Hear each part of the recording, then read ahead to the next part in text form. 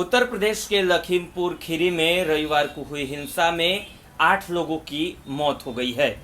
आरोप है कि केंद्रीय गृह राज्य मंत्री अजय मिश्रा के बेटे आशीष मिश्रा की कार ने प्रदर्शन कर रहे किसानों को रौंद दिया, जिसमें 4 लोगों की मौत हुई।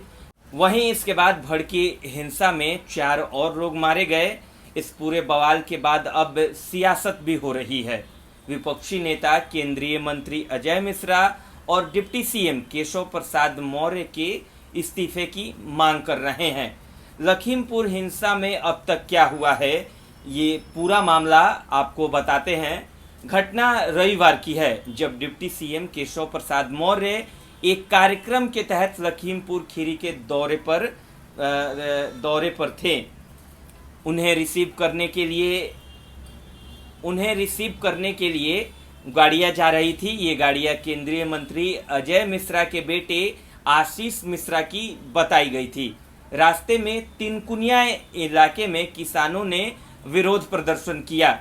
इसमें झड़प हो गई। बाद में आरोप लगाया गया कि आशीष मिश्रा ने किसानों के ऊपर गाड़ी चढ़ा दी, जिसमें 4 लोगों की मौत हो गई।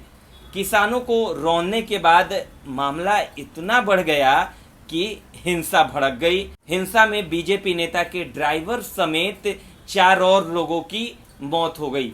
कुल मिलाकर इस घटना में 8 लोग मारे गए हैं, जिसमें एक स्थानीय पत्रकार भी शामिल हैं। हिंसा के बाद क्या हुआ? हिंसा के बाद हालात न बिगड़े, इसे ध्यान में रखते हुए तुरंत इंटरनेट सेवा बंद कर दिया गया। वहीं केंद्रीय मंत्री के बेटे आशीष मिश्रा के खिलाफ तिनकुनिया थाने में केस दर्ज किया गया है।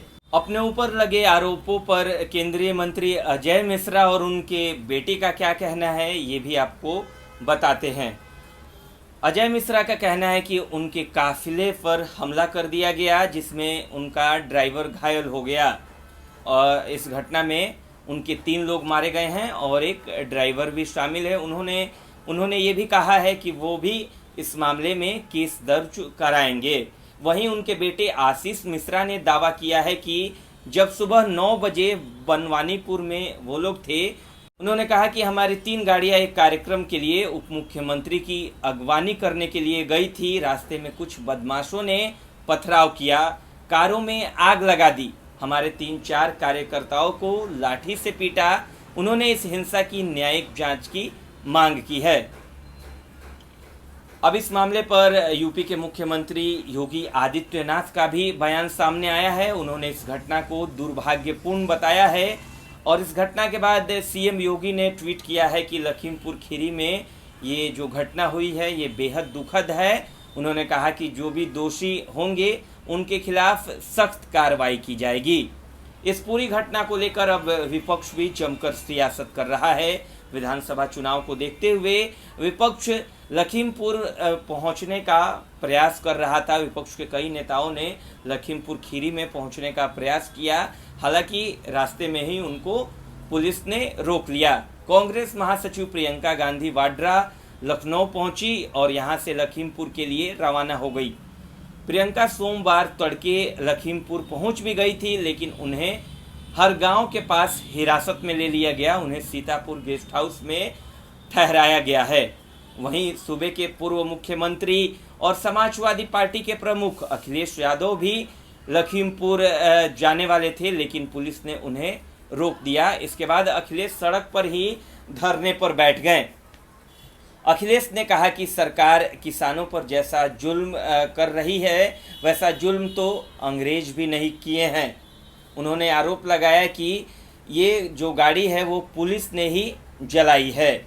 उधर किसान नेता राकेश टिकैत का भी बयान सामने आया है। राकेश टिकैत ने भी लखीमपुर खीरी की घटना के बाद वहां के लिए बीती रात ही रवाना हो गए थे, लेकिन उनका काफिला भी पहले ही रोक लिया गया था। टिकैत ने इससे पहले अपने बयान में कहा कि इस घटना ने सरकार के क्रूर और अलोकतांत्रिक चेहरे को एक बार फिर उजागर कर दिया।